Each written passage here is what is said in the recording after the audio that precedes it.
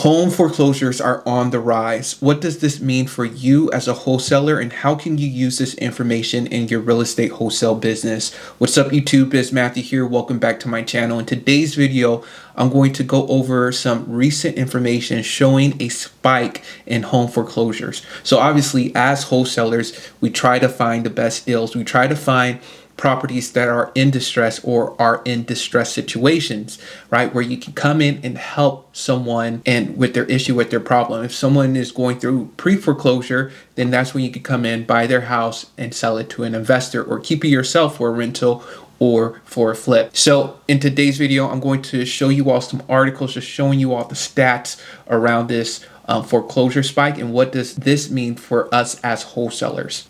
All right, first thing first is I'm on this article. U.S. foreclosure activity increases annually in Q3 of 2025. Now, Autumn is a trusted real estate data website, so they have a lot of great information about real estate and all the numbers behind it. So they show that over 101,000 U.S. properties with a foreclosure filing during the third quarter of 2025, up less than 1% from the previous quarter and up 17% from a year ago. So foreclosures are up 17% from a year ago. So this report also shows that 35,000 properties essentially with foreclosure filings in September 2025 are down 0.3% from a previous month and up 20% from a year ago. So from September was down from a previous month in the year, but overall, if you look at the trend, it's heading back up, right? We had a big moratorium during these past 5 years with the pandemic, and so that really slowed down foreclosure, and so it's rising back up. And these are opportunities. Yes, it's unfortunate. We don't want to take advantage of anybody in these distress situations. However, this is a time where you can come in and have a solution to someone's problem. Foreclosure starts increased nationwide. So there's a total of over 72,000 U.S. properties started the foreclosure process in Q3 2025. That's up 2% from the previous quarter and up 16% from a year ago. You know, once you hit these double-digit increases in any stat line, you have to pay attention. And so we're seeing this happening across the nation. So states with the greatest number of foreclosure starts in the third quarter of 2025, Texas, Florida, California, Illinois, and New York. Usually those are obviously the biggest states in America. So of course, as a number, but not as a percentage, maybe as a percentage, but of course they're going to have more of the starts, more of the foreclosures. But it's interesting that Texas, their market really slowed down, and so you're seeing more of these foreclosures happening on their end. So these major metros with 200,000 or more included Houston, New York, Chicago, Miami, LA, right? The worst foreclosure rates in Florida and Nevada and South Carolina. States with the worst foreclosure rates were in Florida and in Nevada. So these are areas, if you all are in these areas, you can look it up. You can see all of these things happening. And then they have other metro areas, completed foreclosures that are happening. Average time to foreclose decreases 25%. So now they're right on top of it. Now they're quicker on processing these foreclosures, right?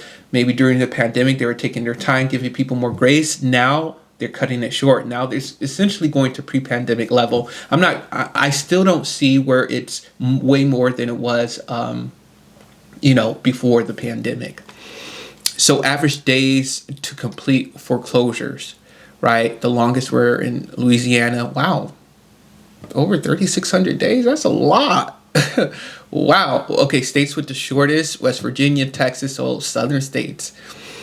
And yeah, you're just seeing these things happen across the nation. Now, what does this mean as wholesalers, as real estate wholesalers? What can you do? Well, you can actually target pre-foreclosures around where you live. And one way you can do it is by using PropStream. PropStream, you have a bunch of information on all properties around the nation. And so it helps you filter it down and find these properties.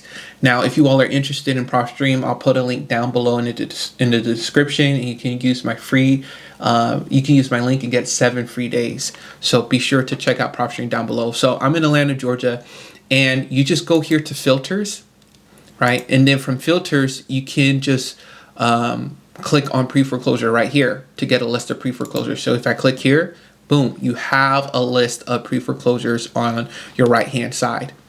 Now, another way that you can do that is you can go down to pre-foreclosure and bank-owned properties, right? And you can include it, obviously, because we want to include pre-foreclosures. And then notice of defaults, right? And then bam, you have your list right here, but it says 0.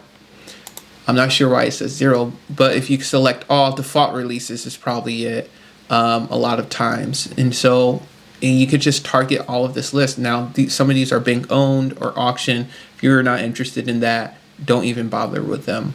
But this is one way to draw that list, one way to take these lists and start targeting for your real estate business, because this is only going to increase, because now a lot of banks are just going back to what they were doing pre-pandemic. So that's going to increase the amount of foreclosures that are happening right now.